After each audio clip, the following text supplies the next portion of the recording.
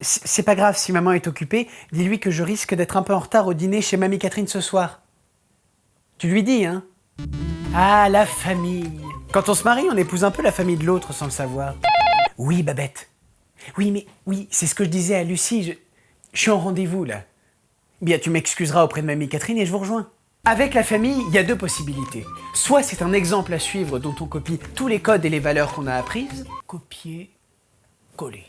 Soit, au contraire, on ne veut pas ressembler à ce qu'on a vécu, et du coup, on se construit à l'inverse de ses parents.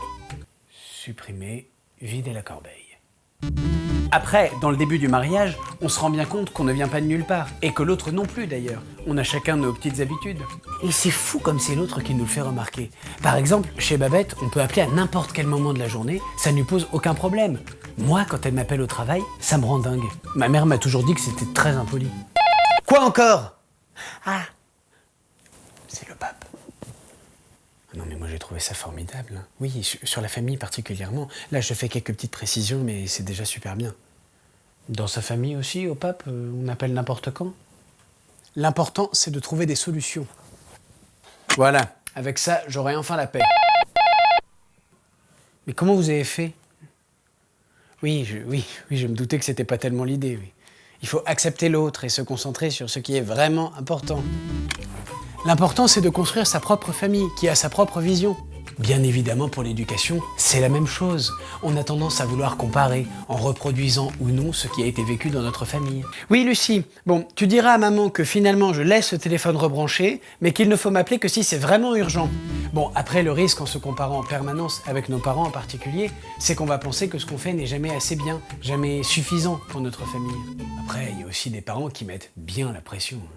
Prenez Mamie Catherine par exemple, la mère de Babette, elle peut nous envoyer jusqu'à 4 mails par jour juste pour s'assurer qu'on fera bien comme elle l'aurait fait elle. Et là, c'est pas facile de prendre du recul. Le pire, c'est quand on ne suit pas les conseils de ses parents et qu'on se plante. Bah là, on ouvre la salve des t'aurais dû.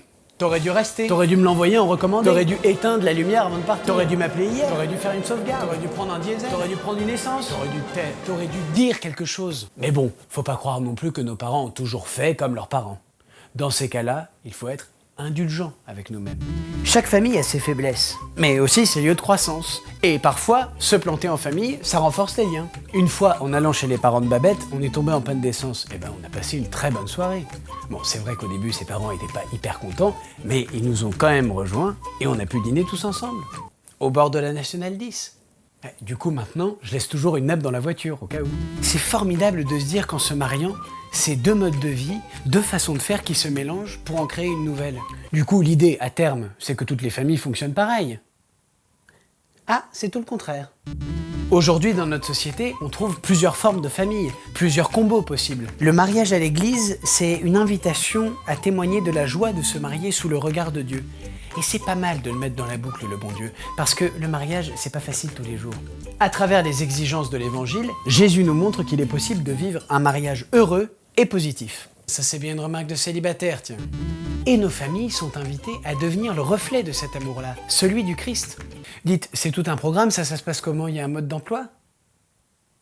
Ah, ok, c'est dans l'autre sens. C'est en fait le Christ qui accompagne la famille à travers le sacrement du mariage. Il reste avec eux, les aide à se relever après leur chute, à se pardonner mutuellement, à porter leur fardeau.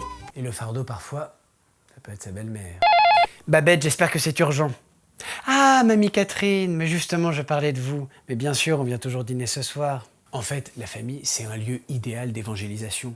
Soyons source d'évangélisation, soyons rayonnants en famille, soyons... J'en fais trop, c'est ça? Mais c'est vrai pourtant, si nous rayonnons en famille de l'amour du Christ, les gens autour de nous vont peut-être se dire « Ah, ils ont un truc en plus, ceux-là ». Et là, vous imaginez la force du témoignage? Qu'est-ce qu'ils vont dire, les gens? Ils vont dire que nos enfants sont pénibles. Oui, mais justement, les enfants, ils jouent quel rôle? La sainteté, carrément. Accepter d'accueillir la vie dans sa famille, accepter nos enfants, c'est aussi accepter une mission, en faire des saints. Oui, Lucie, j'ai presque fini, là. Tu sais, pour être sainte, tu pourrais peut-être arrêter d'appeler sans raison. Ben oui, la famille, c'est une autoroute vers la sainteté. L'idée, c'est de s'édifier, de se construire les uns les autres comme des saints. Bon, il y en a pour qui c'est plus facile que d'autres. Oui, je pensais à moi, oui. Ah, vous préférez quand je reste sur le sujet? Les enfants, c'est l'avenir de la famille. On mise beaucoup sur eux. Parfois un peu trop, d'ailleurs.